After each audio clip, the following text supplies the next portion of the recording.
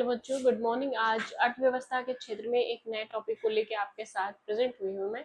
और वो उस टॉपिक का नाम है बैंकों का विकास। आखिर आपने सोचा होगा कि बैंकों का विकास क्यों हुआ, बैंक क्यों बने होंगे, क्या वजह रही होगी कि बैंकों की स्थापना की गई होगी और क्यों बनाए होंगे। सबसे जरूरी चीज कि आखिर बैंक आया क्यों हुआ, क्या बैंक अंग्रेजों के आने के बाद से बना या आज हम देख रहे हैं तब बना या पहले से ही था। तो मैं आपको बता दूं, प्राचीन भारतीय इतिहास में कुछ शब्द यूज किए जाते थे जो बैंक तो नहीं लेकिन बैंक जैसे ही काम करते थे। जैसे कि आप देखोगे, हम लोग आज पढ़ेंगे बैंकों का इतिहास।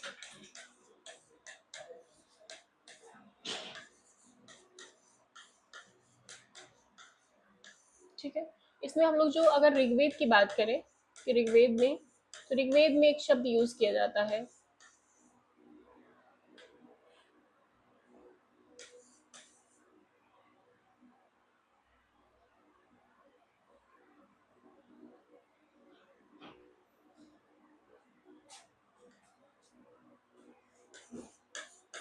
ऋग्वेद में एक शब्द यूज किया जाता है नपत्रा।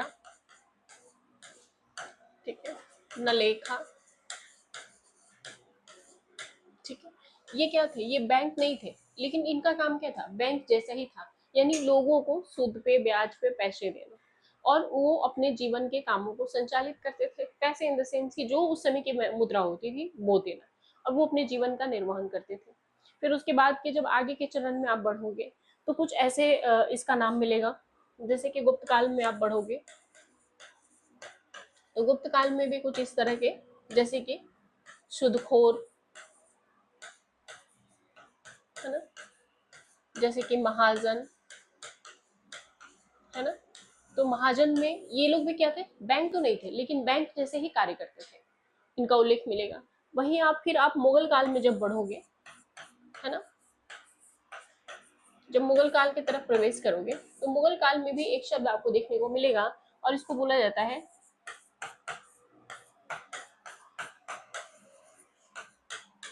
दस्तके मुगलक। यानी एक तरह से गुल्लक व्यवस्था थी जो पैसे को वसूल करके राजा के पास रखता था, और जब भी धन की आवश्यकता होती थी तो आम नागरिक इसे अपने पास लेके जाता था। इसे दस्तके मुगलक कहा जाता था। तो ये हमने देखा कि ये प्राचीन व्यवस्था थी। लेकिन आधुनिक समय में बैंक की आवश्यकता क्यों पड़ी होगी? आधुनिक समय में बैंक की आवश्यकता इसलिए कि यूरोपीय कंपनियों का आगमन शुरू हुआ, और जब आगमन शुरू हुआ तो वो समुद्र के रास्ते आते जाते थे, और जब आते जाते थे तो पैसे को लेके आना जाना, यानी कि धन को भी, अगर मान लो बोरे में भर के रुपए लेके आ रहे हैं व्यापार करने के लिए, नाव अगर डूबी तो धन भी डूबा, व्यक्ति तो गया गया, धन भी गया। तो उसी को देखते ही हुए उन्होंने एक छोटी सी कंपनी स्थापित की, और उस कंपनी का नाम था अलेक्जेंड्रा, जो कि एक बैंक जैसा काम करती थी और बैंक की तरह ही संचालित होती थी। ठीक है, और उसी के उस कंपनी का जो नाम था शुरू में जब रखा गया, कलकत्ता में स्थापित की गई थी। तो आखिर कलकत्ता में क्यों स्थापित की गई थी? जैसे कि हम लोग अगर दक्षिण भारत के मैप को देखें, ठीक है, तो ये वाला जो लोकेशन आप देख रहे हैं ना, ये क्या है? बंगाल। ये क्या है? बंगाल। ये वाला आप देख रहे हो, ये है गुजरात का लोकेशन। ठीक है, ये है मुंबई।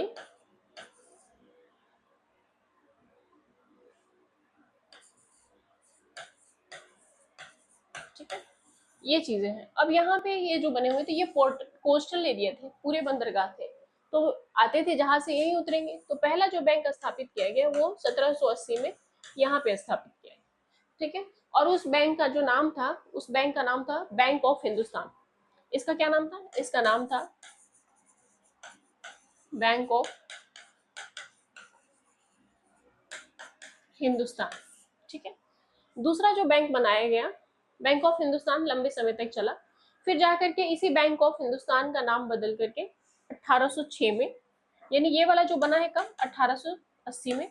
फिर 1806 में इस बैंक का नाम बदल करके बैंक ऑफ बंगाल कर दिया गया। क्या किया? Bank of Bengal. ठीक है, उसके बाद से दूसरे बैंक की स्थापना करेगा, और इस बैंक को बोला जाएगा 1840 में करेगा, और उसका नाम रहेगा बैंक ऑफ मुंबई। 1843 में करेगा और उसका नाम रहेगा बैंक ऑफ मद्रास। यानी यहाँ पे एक बैंक स्थापित करेगा। ये क्या है? मद्रास का लोकेशन है। इसका नाम रहेगा 1843 में, और इसका नाम रहेगा बैंक ऑफ मद्रास। और यहाँ पे 1840 में जिसका नाम होगा बैंक ऑफ मुंबई। ठीक, ये तो हमने देखा कि यहाँ यहाँ बैंकों को स्थापित किया, ये रीजन था इनको बनाने का ताकि अपने पैसे को संरक्षित रख सके, काम करना शुरू किया। लेकिन एक्चुअल में बैंक शब्द का मतलब क्या होता है? जैसे कि हम समझते हैं कि ये क्या है, बीच में हमने बनाया बिचौलिया, एक ऐसे व्यक्ति को यहाँ बना देते हैं। ठीक है, ये कोई व्यक्ति है, ठीक है, जो बहुत खुश है। खुश है इसका मतलब कि इसके पास धन है, तो ये धनदार व्यक्ति है। धनदार व्यक्ति है इसका मतलब कि धन की अधिकता है इसके पास। क्या है? धन की अधिकता है इसके पास। इसके पास धन की अधिकता है। और कोई एक ऐसा पर्सन होगा जिसको धन की आवश्यकता होगी, दुखी होगा, किसी न किसी कारण परेशान होगा, उसको पैसे की जरूरत होगी, हो सकता है उसके घर में कोई बीमार हो, किसी की शादी हो, बच्चे का एडमिशन कराना हो, खुद के लिए पढ़ना हो, जॉब नहीं हो, घर खर्च हो, जो भी रीजन हो सकते हैं, बहुत सारे, है ना। तो ये परेशान है इसलिए मैंने इसको दुखी बना दिया। अब इसको पैसे की जरूरत है, तो इसके ये क्या है, इसके पास धन की कमी है, यानी कि इसको धन की आवश्यकता है।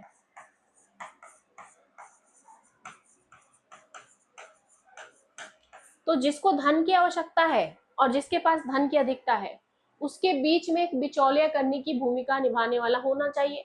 जैसा कि मैंने बताया कि ऋग्वेद वगैरह में भी ये लोग थे, लेकिन हमने आपको पैसा दिया, इस बात का गारंटर कौन होगा, गवाही कौन करेगा? कोई नहीं। कौन दूसरा का झगड़ा दूसरे के सर पे मोलने जाए? तो इसी को ध्यान में रखते हुए बिचौलिए का काम करता है कौन? बैंक। जैसे कैसे? मान लीजिए हमने पैसा जमा किया और उसी पैसे को आपको उठा के लोन दे दिया बैंक ने। बैंक क्या है? बिचौलिया है। आप भाग सकते हैं, बैंक नहीं भाग सकता इनके पैसे को लेकर के। तो आप ये कह सकते हैं कि बैंक एक बिचौलिए का काम कर सकता है, किसके बीच? जिसको धन की आवश्यकता है उसके बीच, और जिसके पास धन की अधिकता है उसके बीच। ठीक है, तो ये इस तरह से काम करता है बैंक, इसका अपना स्ट्रक्चर है। लेकिन क्या ये ऐसे ही चलता रहा? नहीं, ऐसे नहीं चलता रहा। उसके बाद से आपने देखा होगा कि 1843 में बना, फिर कई सारे बैंकों की स्थापना होगी, और उसके बाद से 1865 में एक बैंक बनेगा जिसका नाम रहेगा इलाहाबाद बैंक ऑफ इंडिया की स्थापना होगी, जो आज भी दिल्ली के चांदनी चौक में है और शाखा के रूप में कार्य भी करता है, संचालित होता है। उसके बाद से दूसरा बैंक जो बनेगा 1895 में, जिसको बोला जाता है Punjab national bank of India. ठीक है, और Punjab national bank of India को बोला जाता है कि उसके जो स्वामित्व थे, यानी जो उसमें जो पूंजी थी वो विदेशी थे, लेकिन उसमें भारतीय को काम करने का अधिकार दिया गया। पहला ऐसा बैंक था पंजाब नेशनल बैंक। उसके बाद से जो अगला बैंक होगा उसको बोला जाता है कि 1911 में बना, और उस बैंक का नाम था सेंट्रल बैंक ऑफ इंडिया। 1911 में बना और उस बैंक का नाम था सेंट्रल बैंक ऑफ इंडिया। ठीक है, तो हम लोग एक बार थोड़ा सा देख लेते हैं। 1865 में बना Allahabad of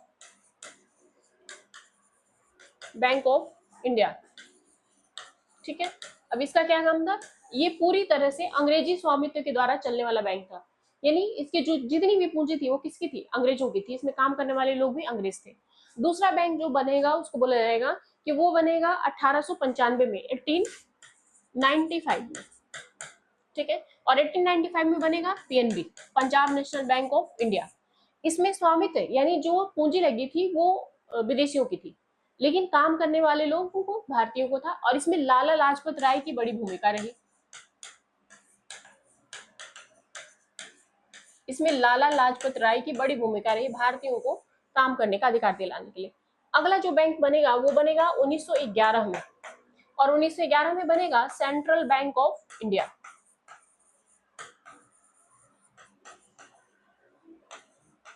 central bank of India. और ये एक ऐसा बैंक था जिसका स्वामित्व भी भारतीयों के पास था, और स्वामित्व मतलब उसकी पूंजी भी भारतीयों की थी और काम करने वाले लोग भी भारतीय थे। इस बैंक के जो चेयरमैन थे उनका नाम था फिरोज शाह मेहता। फिरोज शाह मेहता। ठीक है, तो लगभग 1920 आते आते ना भारत में बहुत सारे बैंक हो गए। इन बैंकों को संचालित करना मुश्किल होने लगा था, और उसी समय जो है एक कमेटी आई, उस कमेटी का नाम था यंग हिल्टन कमेटी।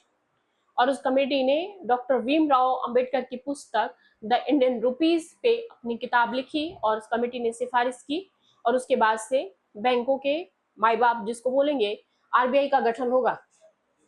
यानी कह सकते हैं कि आरबीआई एक्ट 1934 के तहत आरबीआई की स्थापना